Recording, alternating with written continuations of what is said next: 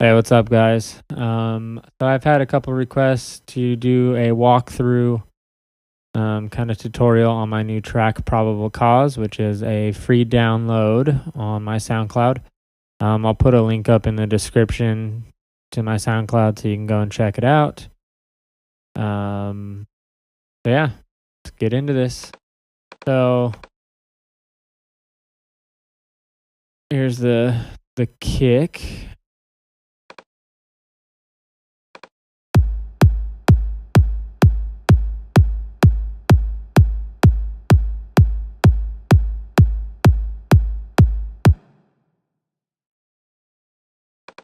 Okay. And let's see what I use for that.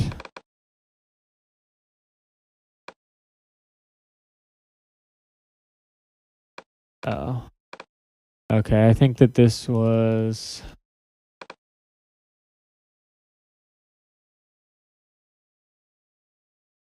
a sample that I think I pulled from one of the drum kits from the Nexus, actually.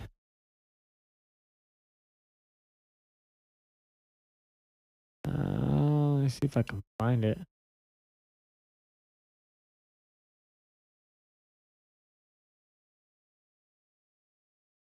No, I think I just did it for this project. But yeah, it's just a kick that I got from the Nexus, from one of the Nexus kits, and I just bounced it out to audio, and this is it. And this is the EQing I did.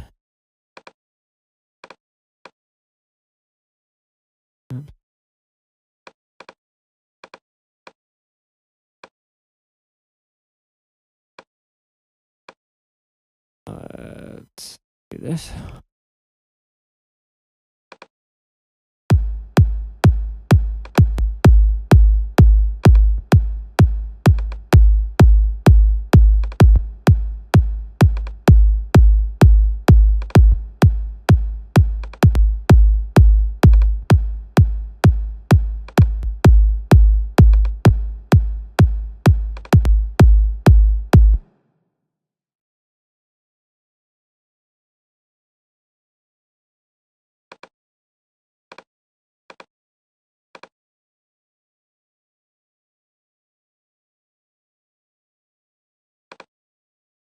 So yeah, you can hear the difference with the EQ on and with the EQ off. With the EQ bypassed, it's a lot more bassy. It's a little bit too bass heavy with everything else going on. So that's why I did what I did here. Next up is the snare. And this is a snare that I made. I layered some stuff. Made this kind of dead mousey clap, really like snappy kind of snare.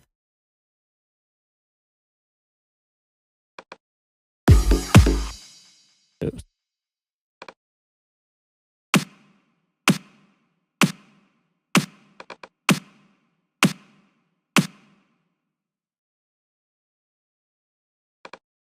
Okay.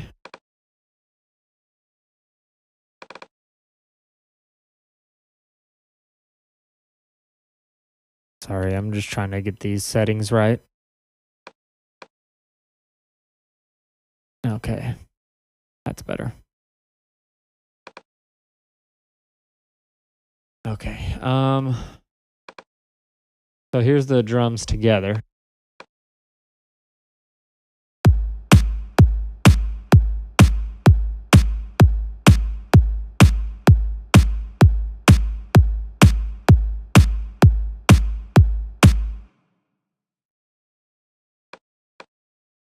Okay.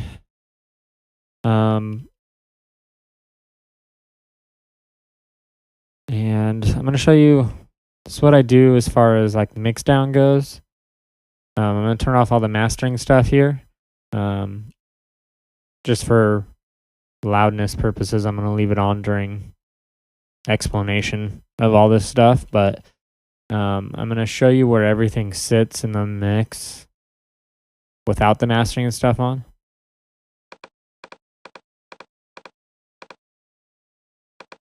Okay, so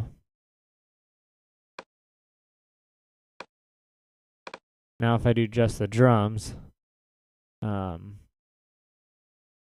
you'll see where they're peaking together.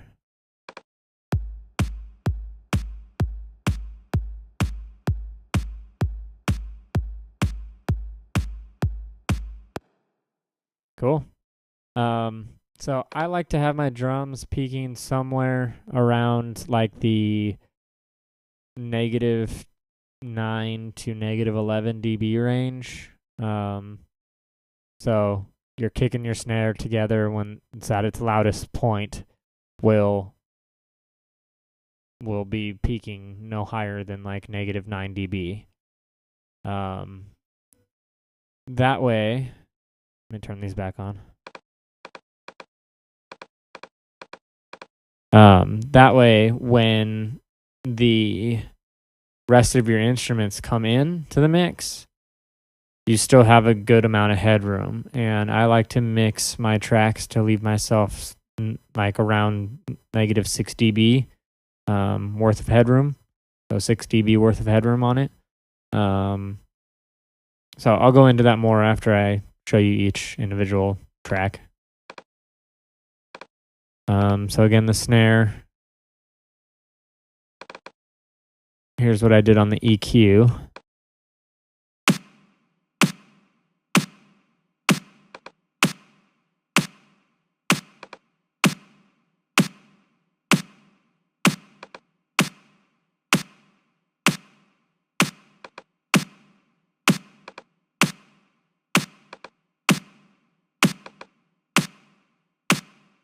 So you can hear when this is on. It's super subtle, but this range right here is just giving the snare a little bit more of like a beef to it. Let's see what I can go into next. What's bus 1 here? Oh, the parallel compression. I don't have it sent there.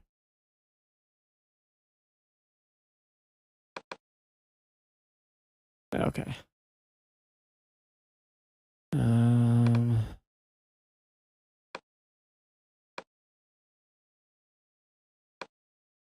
Got this 2 different shaker loops.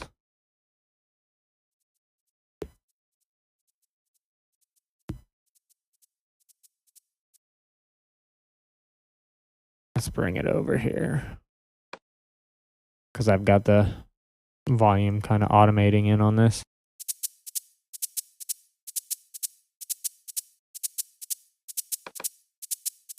And then the other one.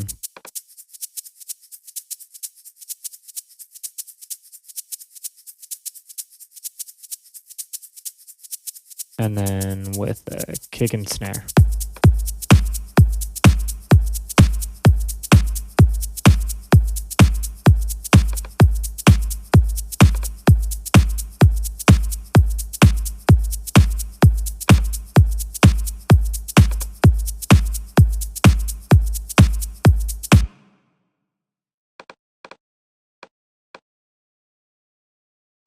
Okay. And then I set up my drums kind of like a drum kit. So your kick is going to be mono. It's going to just be centered. My snare, I just have it off to the left just a little bit. You can see.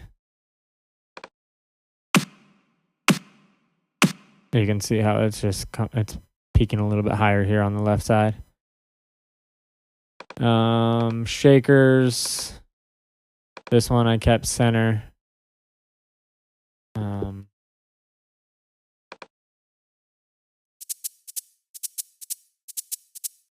Yeah, I kept this one centered and I didn't do any panning on this one because the loop itself is already kind of got some automatic panning going on. So I left that one alone. This one I pan left, kind of as if you're hi-hat would be off to the left side of the kit.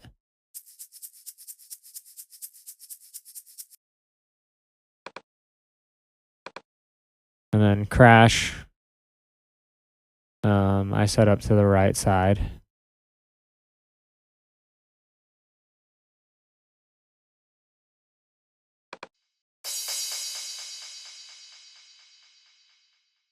And you can see I just have some echo on there.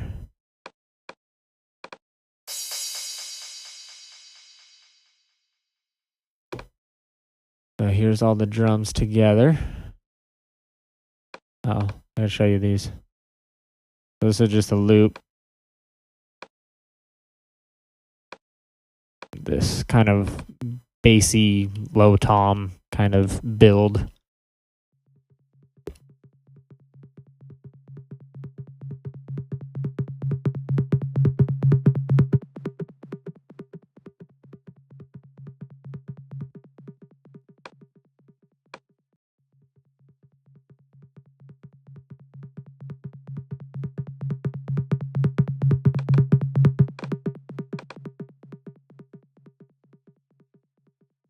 Okay, so you just see I've got the volume automating up. And then I've also automated this send and bus 4 here, which is a delay. A bus 4, this quarter delay. And I've just used the H delay.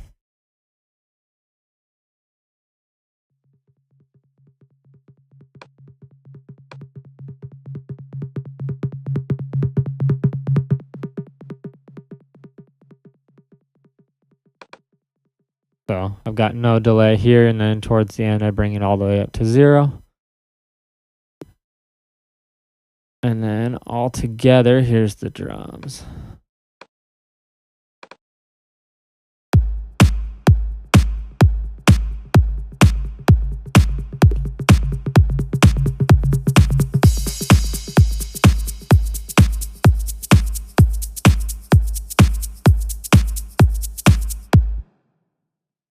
Cool.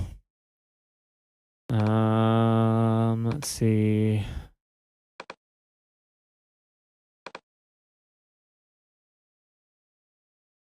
Snare is being sent to bus 3, which is, I believe, reverb. Yeah. Good old Space Designer. This is a great reverb plugin. It really is. I really love this. It takes some digging through some of the presets to get something nice, but it does have some great reverbs in here. Every now and again I'll use some other reverbs. Another one that I've been using a lot lately is from Waves, and it is this Renaissance verb, this R verb. This has some really great reverbs in here as well. I really like this plugin.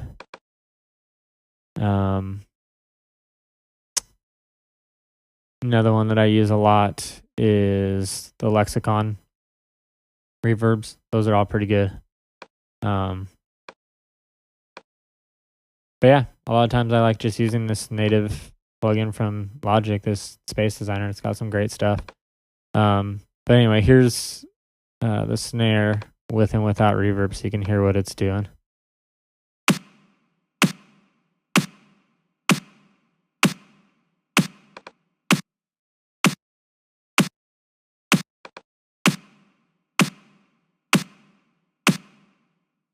Yeah, you can hear what a difference that makes. And it's just this piano warmth, which I want to say in medium spaces.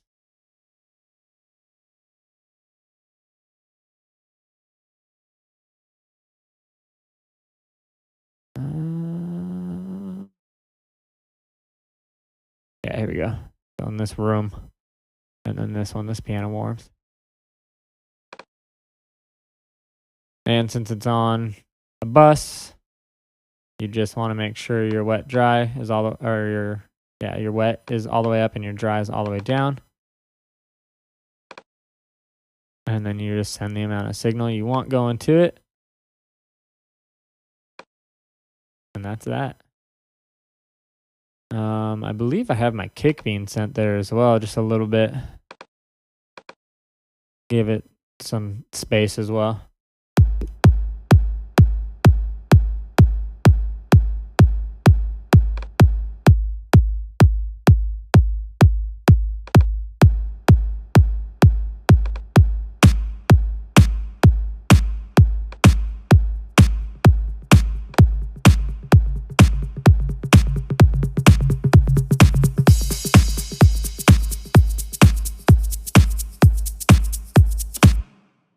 Yeah. So yeah, it just makes the drums kind of come alive a little bit more. So that is that. Those are the drums. Let's go here and I'll show you kind of this main sound that I got going.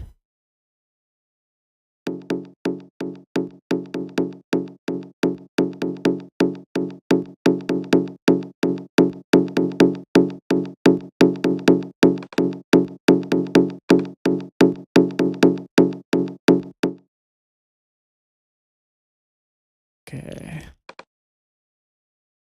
This bus 6 is this one, which I have automating, which you'll hear right here.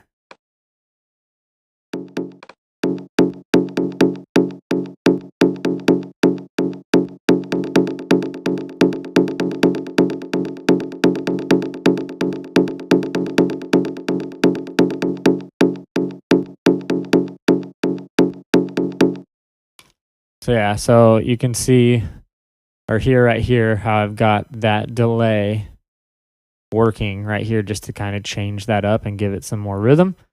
And then I bypass it again here. It's really annoying in Logic. It's one thing I absolutely hate about Logic, that you can't just bypass your sends. It's so stupid.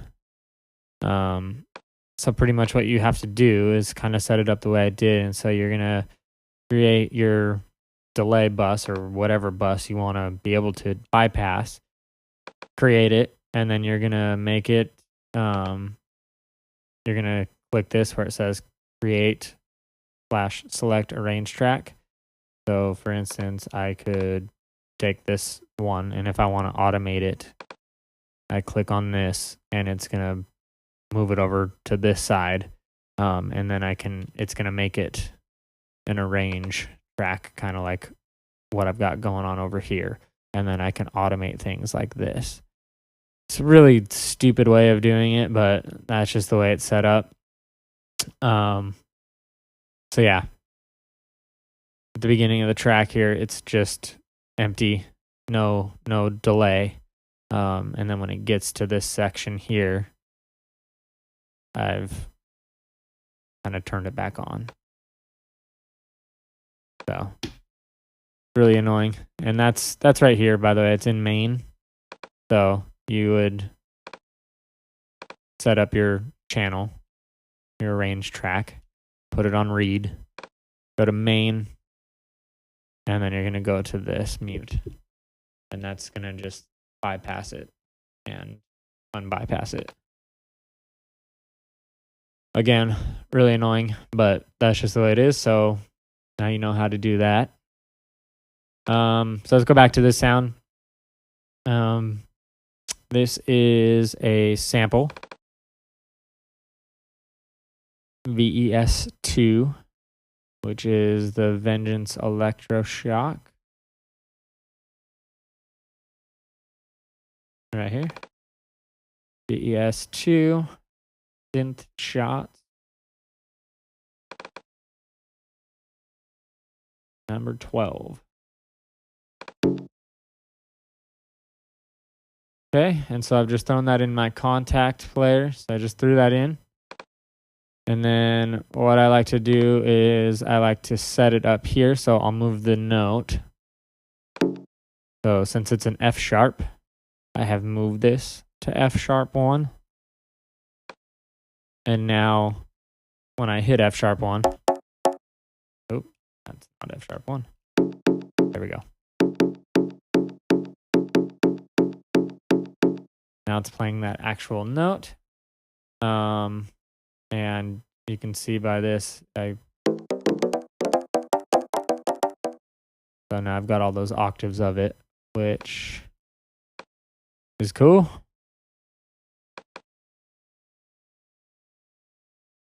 I don't think I did anything else on here. I don't think I did any other editing.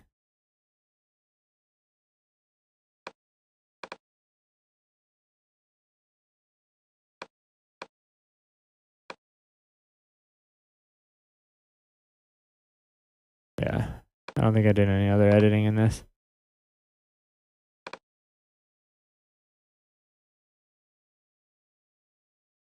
Let's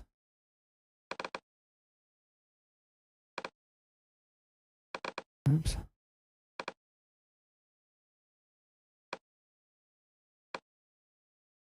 So here's my piano roll.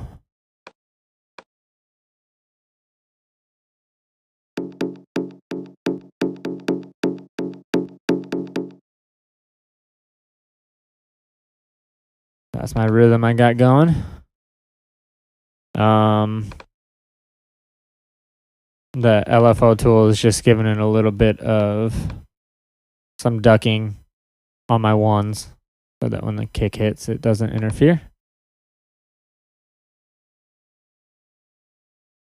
And here's the EQ.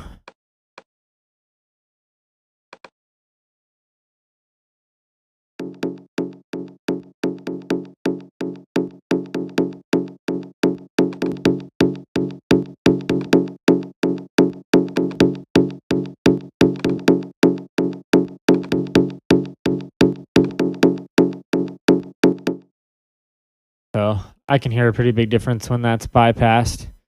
It's a lot more bassy.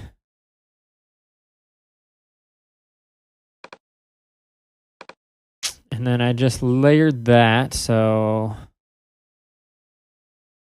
I'll play you to this section here.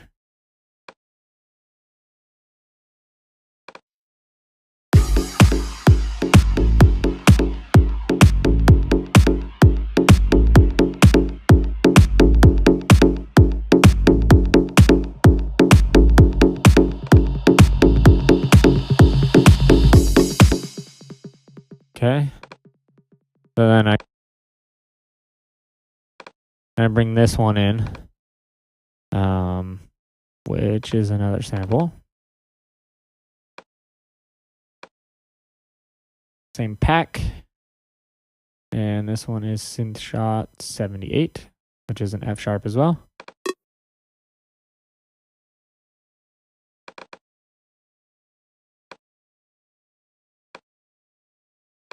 Okay, so now this one, let me play this.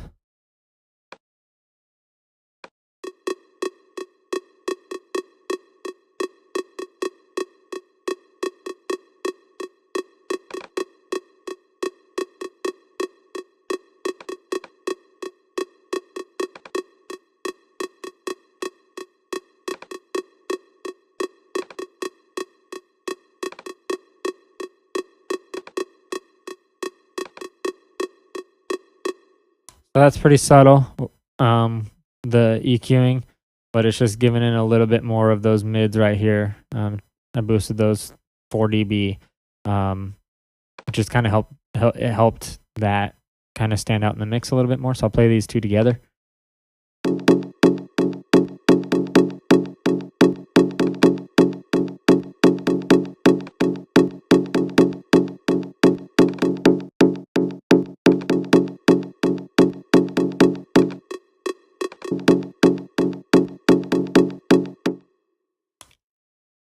Cool. Trying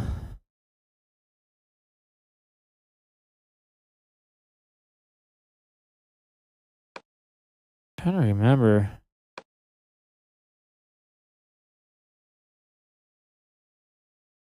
Why I did this in Contact. Oh, I think it's for this section. Maybe not. No.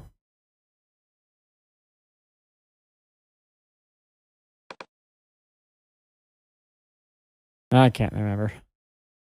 Doesn't matter. Next up is the bass.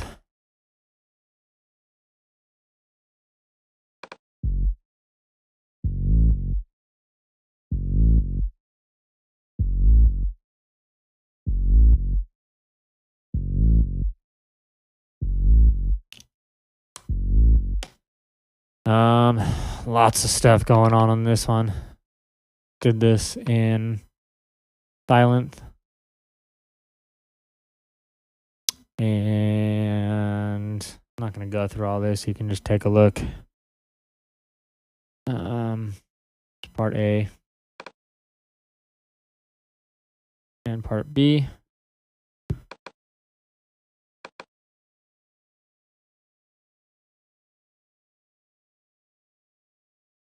Again, and then here's the EQ. The compression.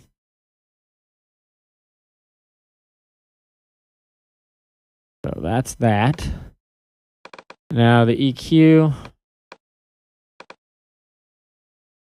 It's just sub bass, so all I want is this low end region. You don't need any of this.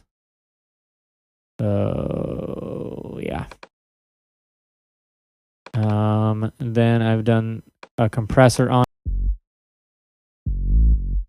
So just gonna help kind of bring out some more of the grittiness. LFO tool is just doing the side chaining. And done a little bit of some overdrive, give it a little bit more of that distortion.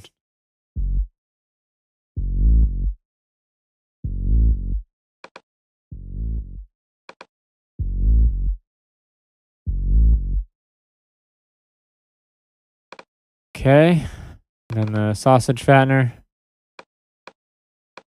Not doing a whole heck of a lot here. Up to 4%.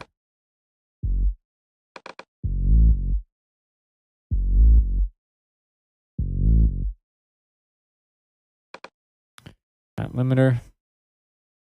And that's that. Okay, so let me play that. Well, I'm gonna play that with the drums and this.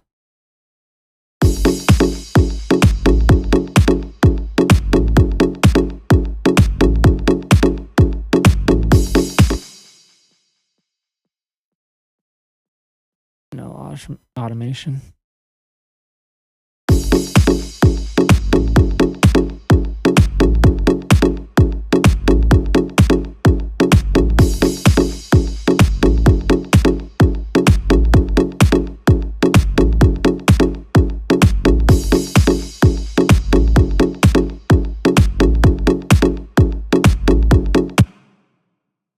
Cool.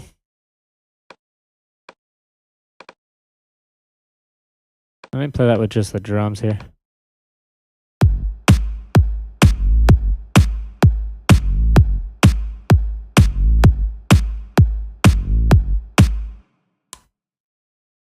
Cool. I don't really need to go through these. I don't feel like.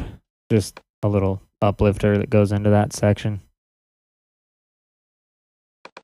Impact at the beginning.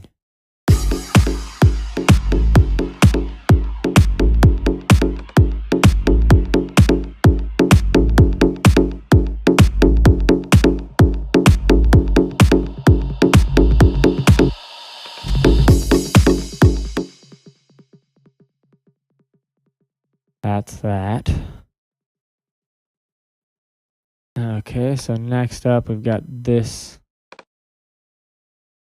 saw, which is just a Nexus.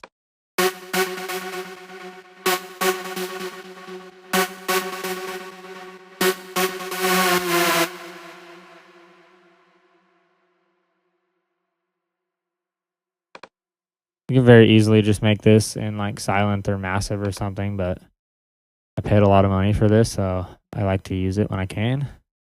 And to be honest, like, people give Nexus hate all the time. Whatever. It's an easy tool. Like, why would I need to spend, even if it's only going to take me 5 minutes to make a sound in Silent? Why would I spend that time when I can just pull up a great sound already ready to go? Call it lazy, call it what you will.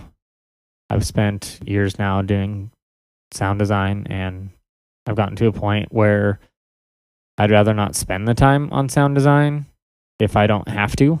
If I can't find what I'm looking for and being able to manipulate stuff the way that I want to, then yeah, I'll go ahead and create it. But if I can take 30 seconds and load something up and it's exactly what I'm looking for, why would I not want to do that? So whatever, call it lazy, call it what you will. I love this thing. It's a time saver. That's really all it is. It helps me get my ideas going a lot quicker than having to sit down and design a sound for, 20, 30 minutes or whatever. So anyway, this is that sound on this Dance Volume 2 expansion lead core saw.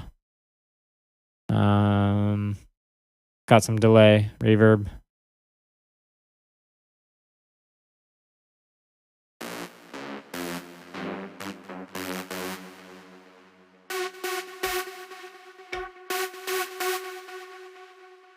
Okay, so that's that sound. EQ.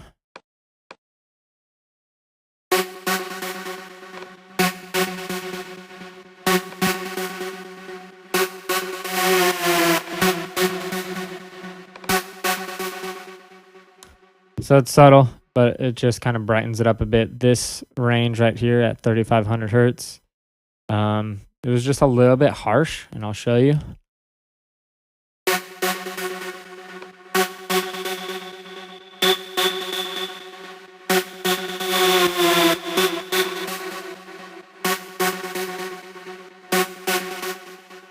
So yeah, I just did a really tight cue, and found that frequency was kind of gnarly. So I pulled that back just a little bit.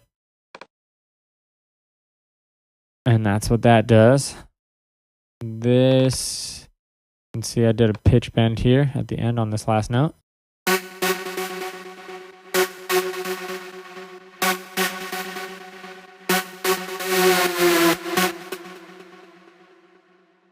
Okay. This one is just a duplicate of this. The same exact thing. The only difference, I did a little compression on this as well.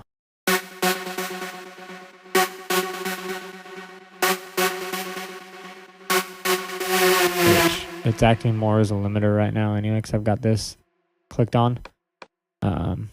Just kind of even that out a little bit. This one, it's pretty much just, it's without the compression, but it's just a duplicate of it. And it's just doing a higher octave to change it up here for this last bar. And I'll show you that.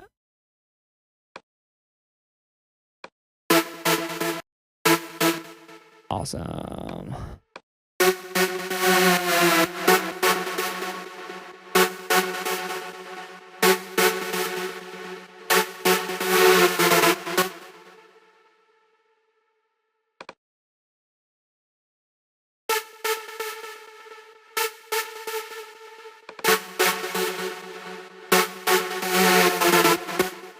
Cool.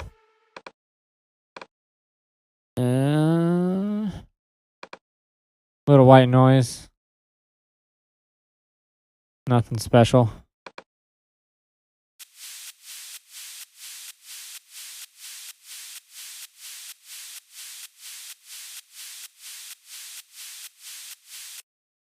So all this was the ESP synth in Logic.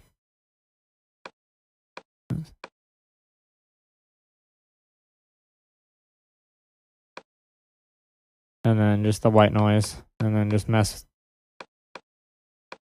this.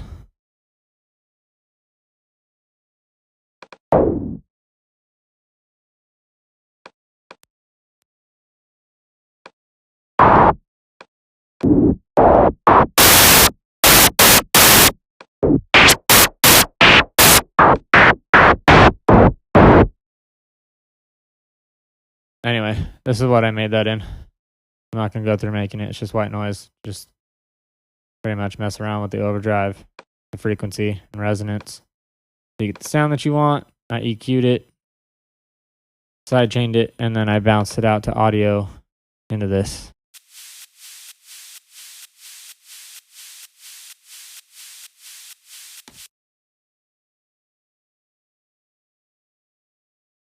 Pretty easy.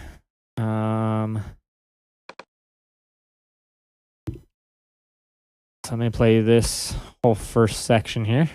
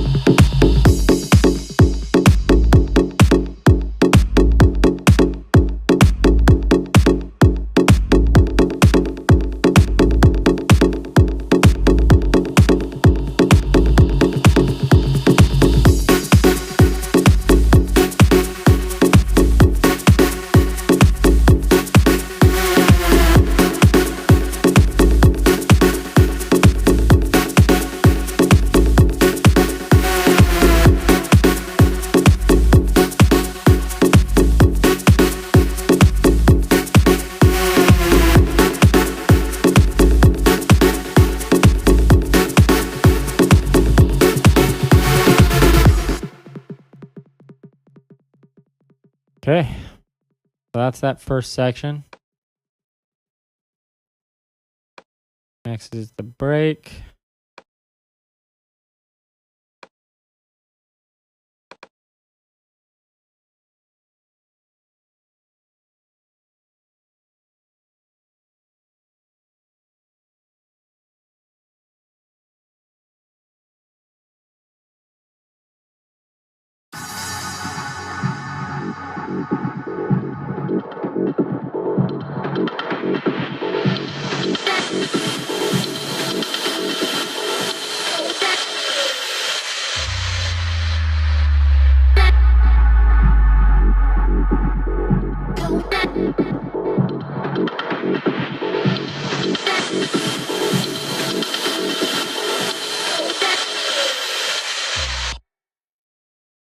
Okay. So this, to be honest, couldn't tell you where the heck I got this from. Chopped up sample from something, but couldn't tell you where.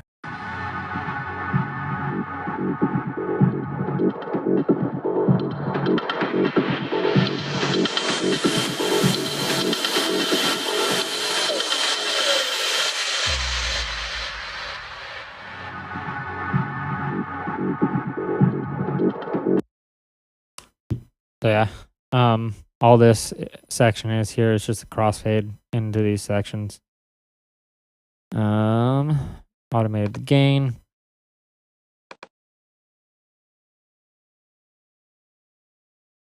Here I just had the compressor kick on for this section here. Or sorry, the one knob.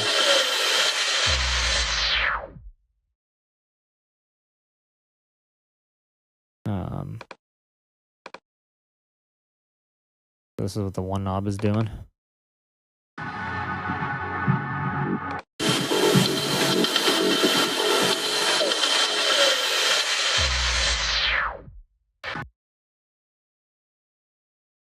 I've got this doing the same thing, and this doing the same thing. So you get this cool little like filters.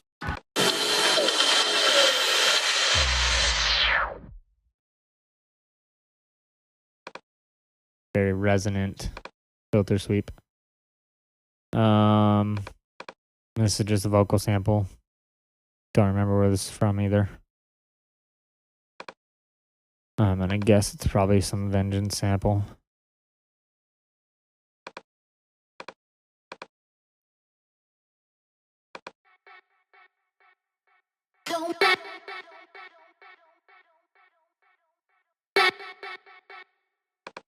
I've just got it sent to some reverb.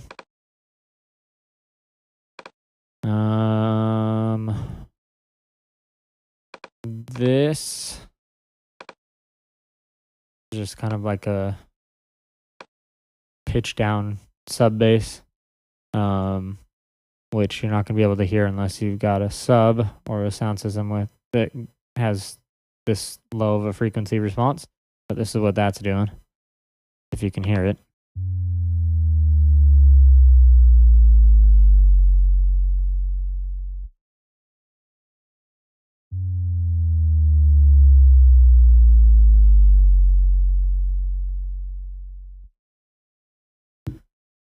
Cool. So all that is super easy. Just a one oscillator. It's just a sine wave and silent. Super, super basic. But I just put a little bit of overdrive on. Give it some grit.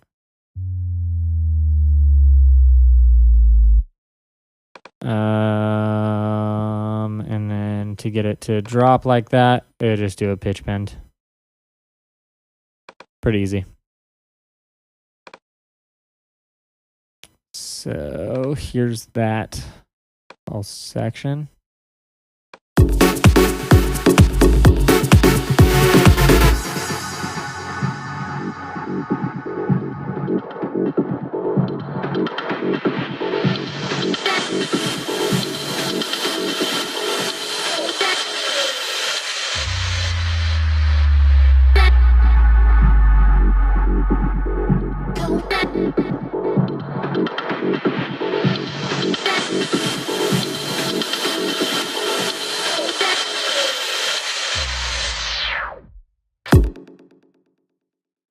Okay, next up is the drop, if you will. Not really much of a drop in this kind of song, but anyway, here's what it sounds like going into that.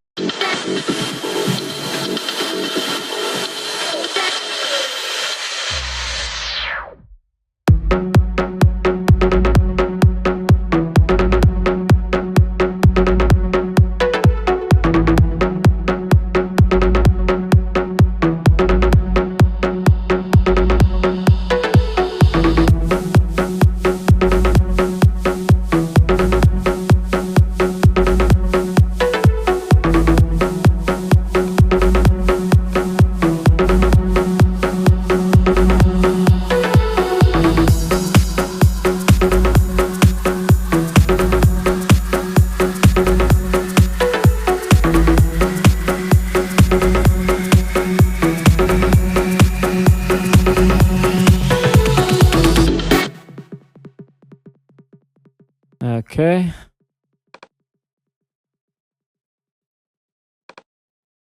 Go into this again, Nexus, and this plucked UK Pikes 1.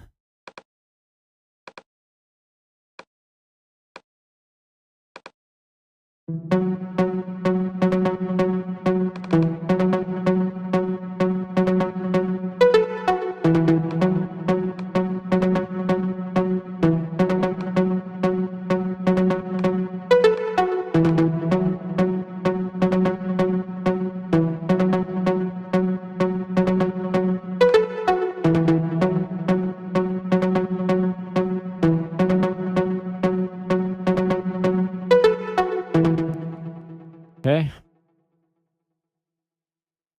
EQ. Nothing fancy.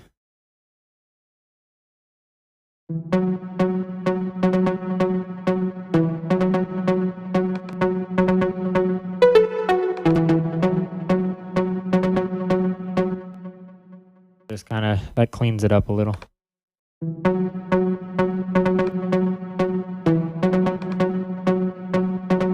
Just kind of tightens that up. And then I've got it layered with this.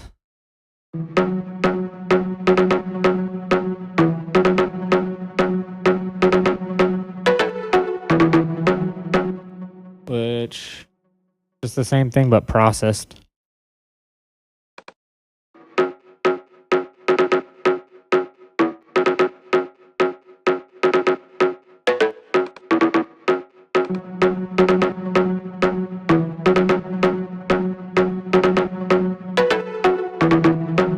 And layered.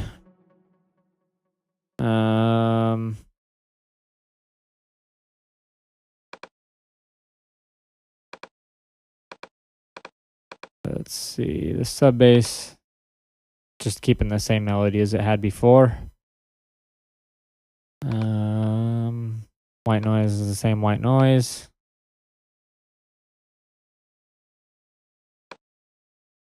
Comes into this. The only difference on this is that the ride comes in on this.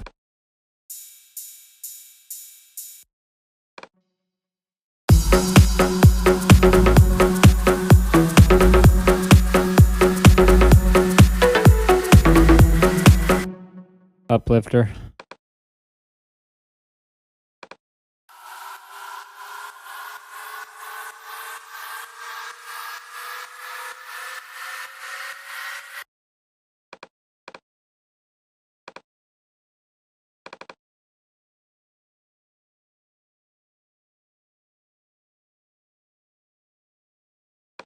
This is probably something from the Sample Magic pack. Here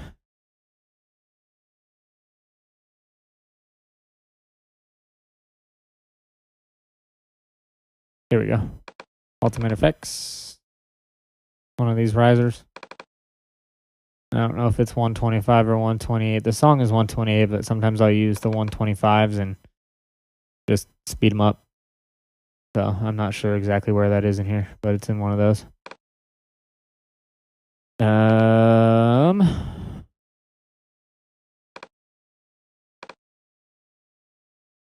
Yeah, it just goes from this into this section again.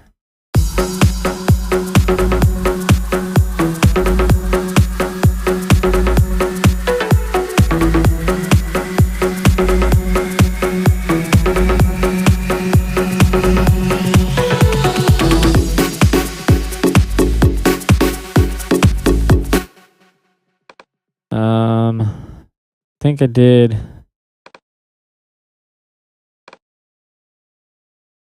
the snare roll here.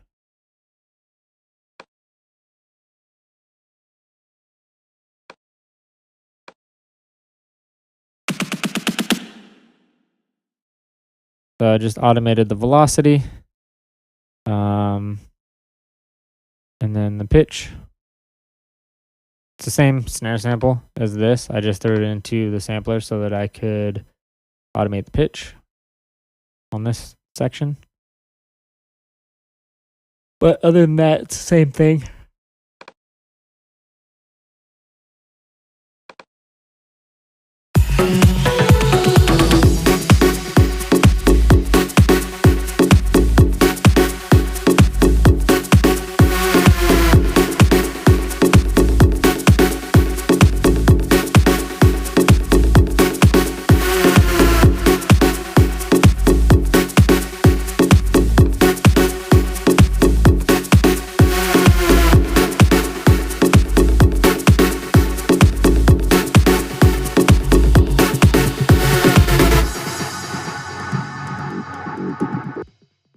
Okay. Break is the same as the first one. The only difference is this tom section.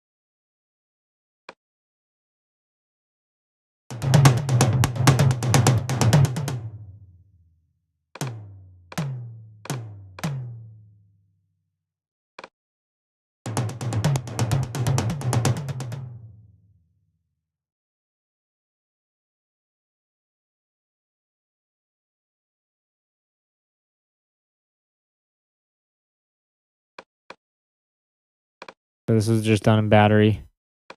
I just did some volume automation with velocity. Just this tom and this tom.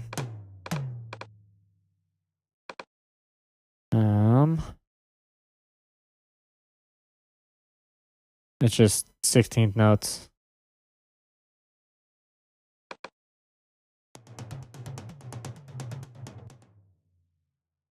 And I just did a little bit of some sausage fattener on it.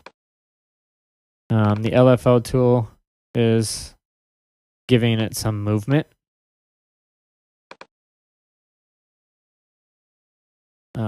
Makes it feel a little bit more human by having that on there. The volume automation on these helps as well, but having that LFO tool doing its thing really makes a difference. I'll show you.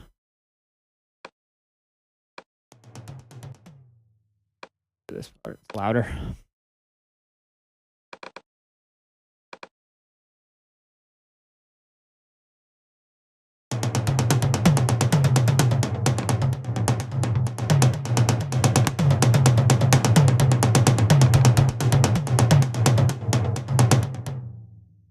Big difference.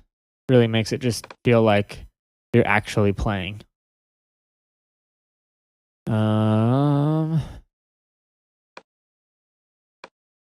Play this section. But that's the only difference in this break. Oh.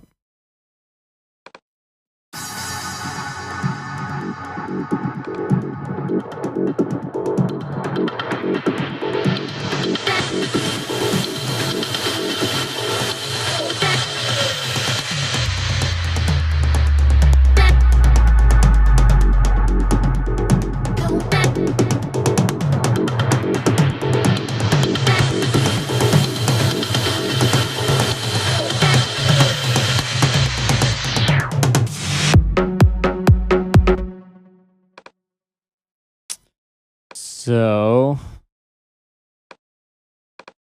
this is the good old Prida snare that's used to death.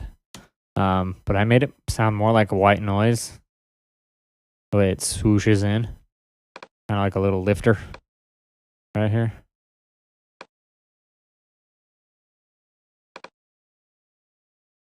Which I just did with volume automation.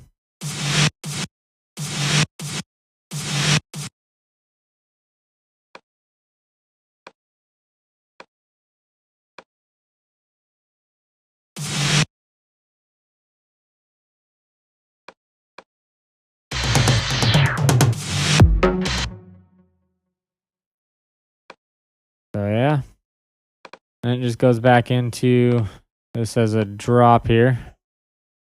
Same thing as the first one.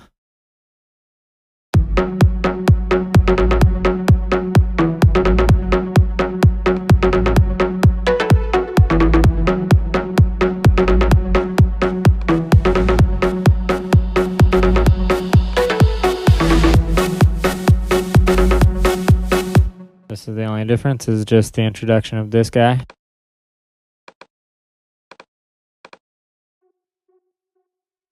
Which I just have the filter cut off. And the gain being brought up here. You can see the filter right here, the filter cut working. Just kind of helps bring this sound in softly.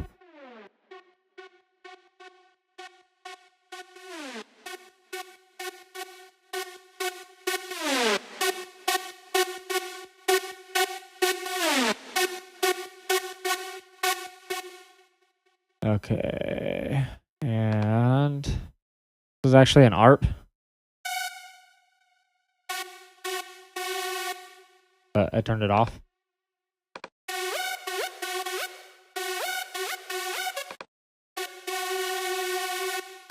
And now I can just use that as a sound.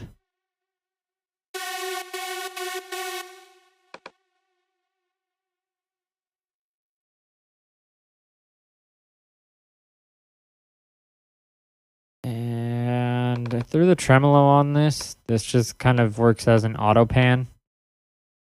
It's subtle. but it just kind of gives this sound a little bit of movement.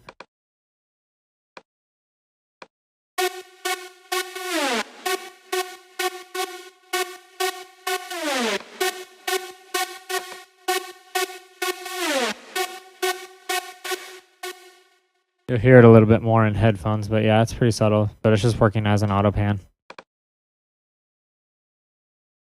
EQ, just bringing out some of the mids.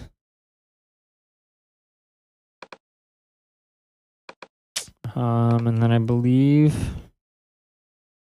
yeah, just did these pitch bends.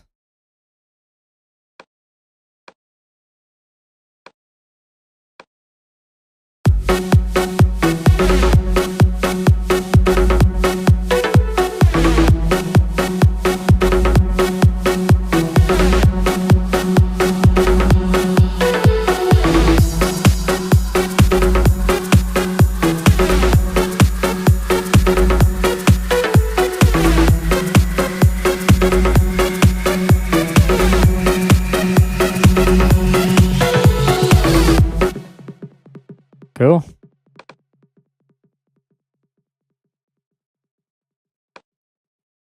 And then it's just going to go back into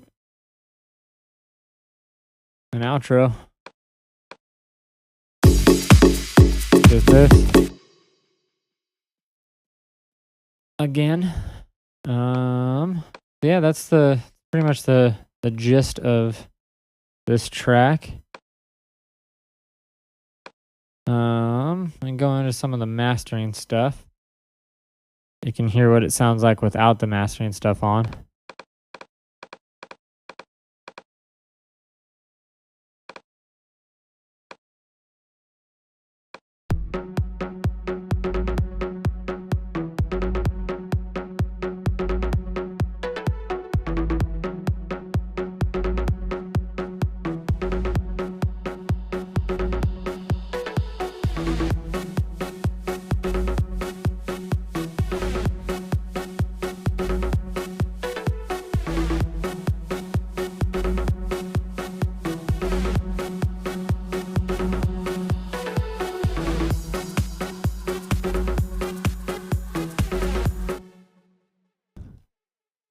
So yeah, tons of headroom.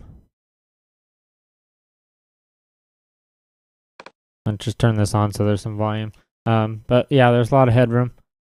So first off, I start with the FabFilter Pro Q. I tend, when I'm working on my own tracks, to not do any EQing on my mastering channel. I do it in the mix. I do it with the individual channels and the individual tracks rather than on the master. And I'll try and explain why a little bit. So all I'm using this for is just a little bit of mid-side EQing. So I have EQ'd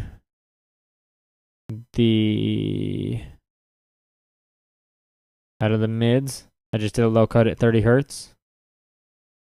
And then out of the sides, I do another one. So here, I'll solo these so you can hear what they're doing.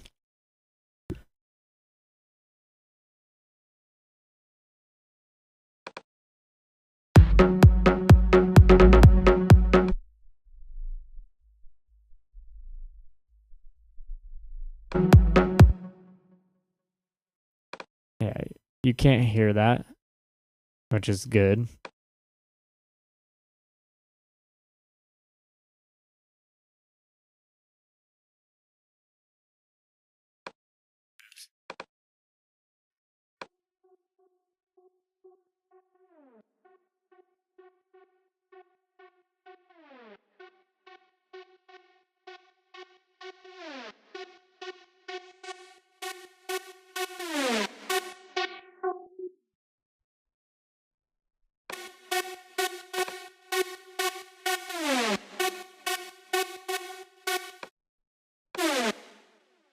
So all that's doing is getting rid of some unnecessary lows.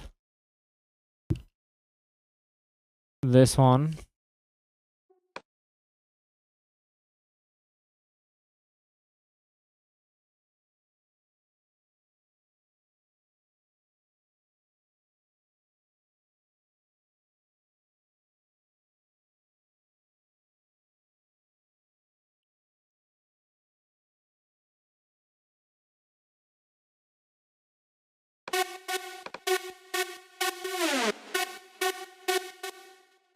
So all this one is doing is just it's another low cut of more from the sides. So I've taken it to 80 hertz on the sides.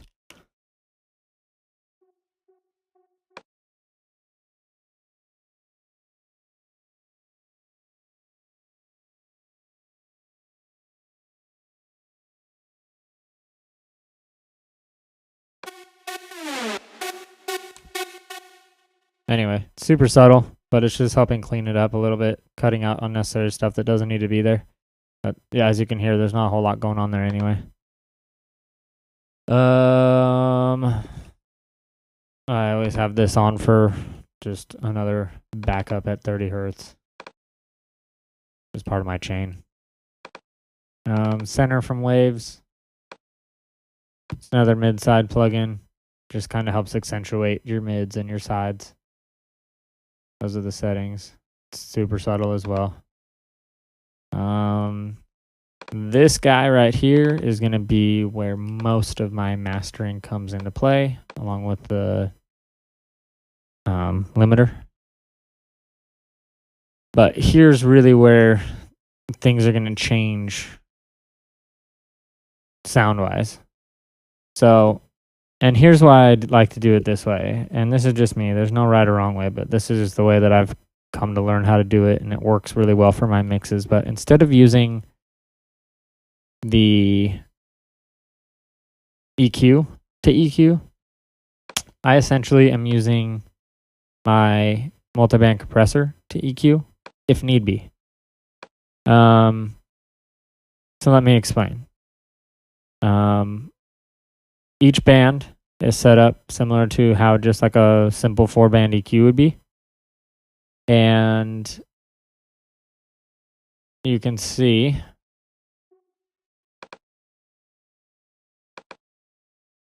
oh, that's why that wasn't doing anything. Stupid. Let me turn this back on. Let me show you this again. I was wondering why it wasn't doing anything.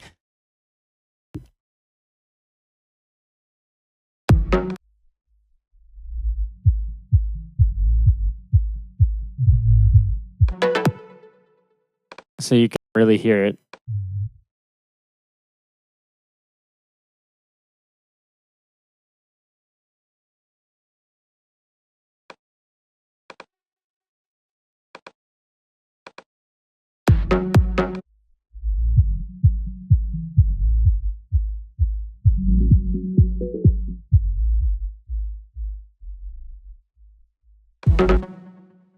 Okay. Now you can totally hear that. That's way better. Sorry, I didn't realize that I had this soloed before, which is why I wasn't doing anything. But again, it's just this mids, I'm just taking out 30 hertz, which is unnecessary below that anyway. And then on the sides, I've just done it a little higher. Let me show you.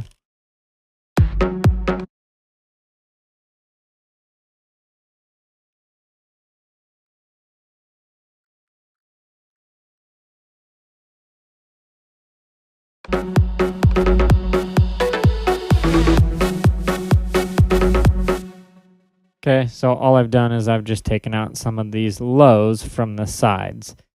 And your mid side, I mean, your mid is going to be all your bass. So the bass and the kick, your bass and your sub, any of your other instruments that have any sort of bass to it, that's going to be all your stuff that you want centered. So this is just doing a low cut for that center frequency. And your sides are things like your higher instruments, like your synths and stuff like that. So this is just cleaning up all that stuff that's on the sides of the mix. And it's just doing a low cut at 80 hertz. Hopefully that makes sense. So yeah, back to the multipressor. I use this as an EQ. I set it up like a simple 4-band EQ. My low range being 20 to 100. My low mids being 100 to 400. And then 400 to 3500, and 3500 and up is high. So the multi-band compressor is just going to compress individual bands rather than the entire mix, and I like to use this on my mastering chain just because it does a better job of more transparent compression. I will tell you that I try and get my mix nice and tight before I even turn this on, and I'm looking at maybe 1 to 2, sometimes at max 3 dB worth of gain reduction, which is going to be almost inaudible. Because like I said, my mix is already going to be fairly tight to begin with, so you don't need a ton of compression going on anyway. This just kind of helps glue everything together on the final stage. So let me show you. You can see what each band is doing.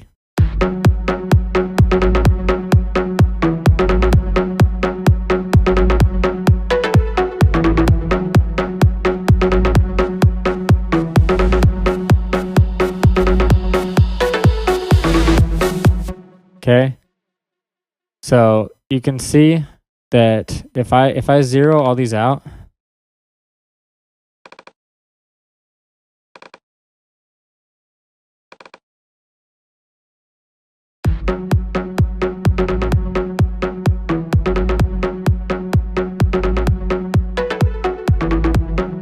okay, I'm getting max like 2 to 3 dB worth of gain reduction on any of these bands at any given time.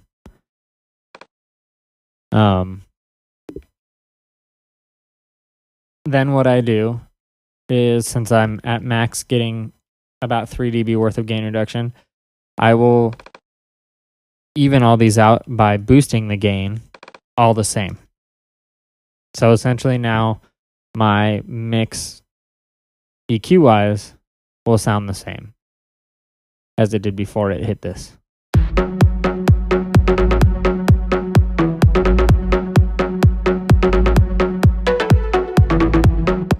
Okay, now all I've done here is I've boosted this an extra 1 dB and this an extra 1 dB, just to give it a little something more. I felt like this mid-high section needed just a little bit more, and yes, I could have done that with an EQ, but I don't know why I've just always done it this way. It's just the way I've done it. I love the way that it sounds coming from this instead of before, because I could essentially just even all these out and throw another EQ after it, I suppose. But I just don't do my chain that way. I do it this way for some reason. But I don't like to EQ before it hits the compressor. I want to EQ after it hits the compressor. So it's compressing my sound and then it's boosting anything or cutting anything that I need it to do. So if I felt like it was a little too bass heavy, essentially, since it's my mix, I'm going to go back and just lower the bass on individual channels, right? And I could do that with this. I could go back to the individual channels that need a little bit more highs. But this is so subtle, and it just gives it like, especially these highs right here, just kind of gives it some air. So let me show you what that sounds like, and you probably won't even notice much of a difference.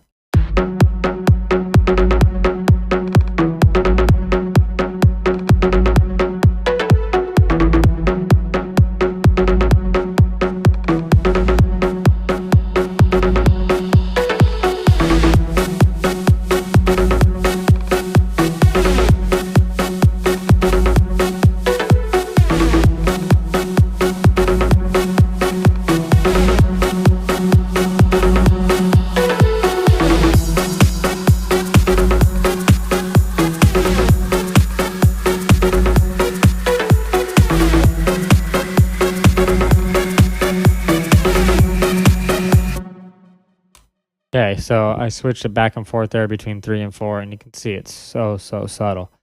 Any more than about 1 to maybe at max 2 dB worth of boosting, as far as EQing goes on your mastering chain, you're really going to hear it. So again, that's why I said, like, it's subtle. Sometimes I'll just do like a half dB boost.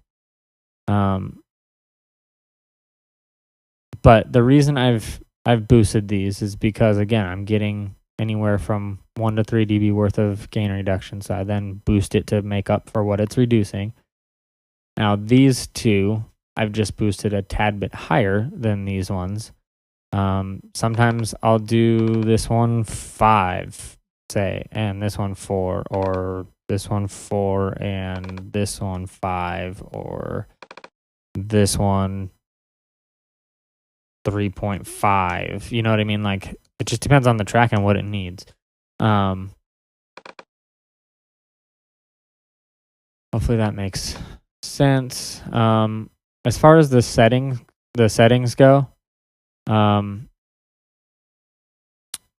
got my release on all of these fairly quick, at 49 milliseconds. And the attack is anywhere from a medium, somewhere around like a medium attack. Each band is going to be set a little bit different depending on how I want it to affect those bands. And each track is going to be a little bit different. And I can't really get into the specifics on that because each track is so different. You just have to mess around with settings. And then again, you just kind of bring your threshold. The ratio, I never do more than like 2.5. I usually don't even go that high. Like this one's at 2.4, but that's usually about the highest I'll go. And then you just bring the threshold down until you get the gain reduction, just like any other compressor. Don't worry about this bottom section. Just I keep all the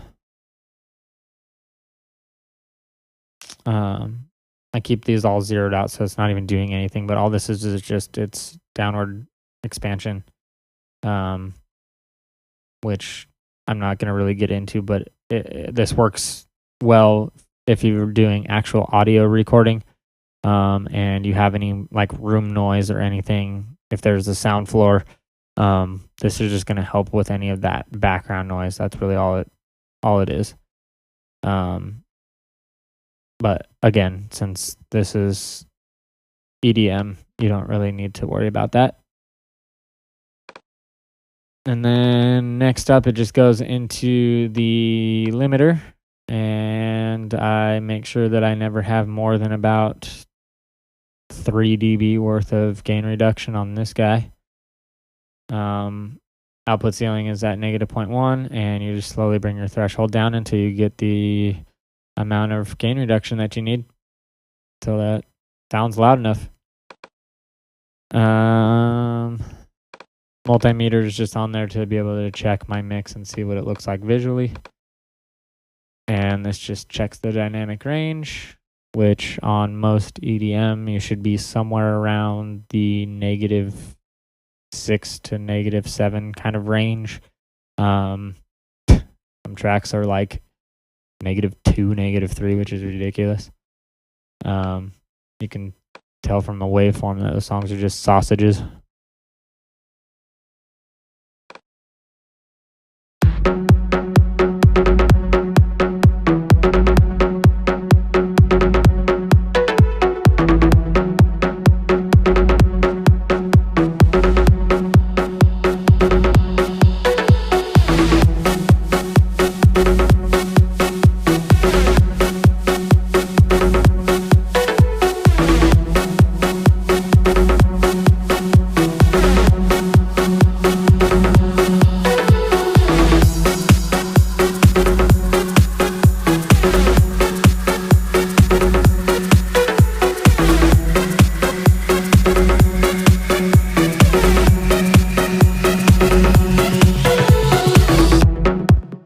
Okay, you can see the dynamic range is pretty good on that.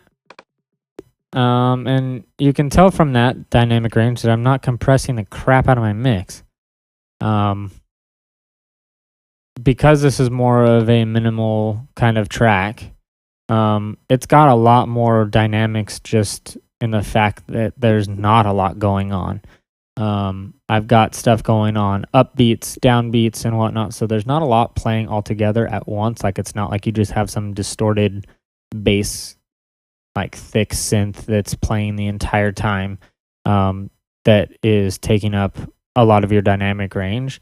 This has a lot of movement. This has a lot of dynamics in it to begin with, just because of the type of track it is. So some of my other tracks that I've done, I can get into like the -5 range on my dynamic range,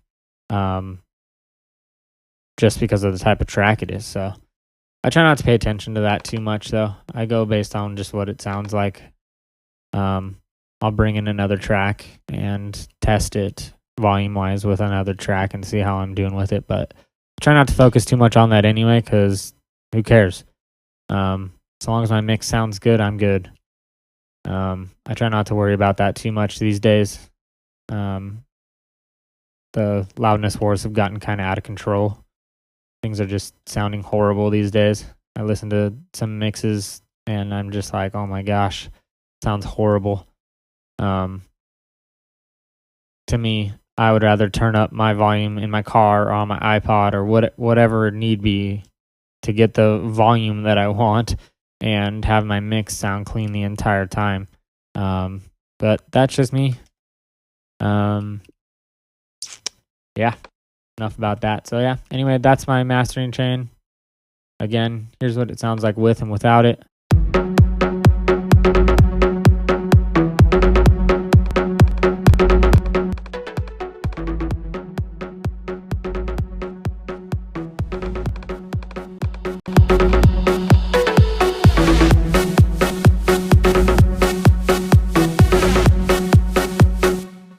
Cool. I think that's about it on what I need to explain. I don't think there's really anything else I need to go into detail on. I think that's about it. If you have any questions, hit me up. I'll see you later.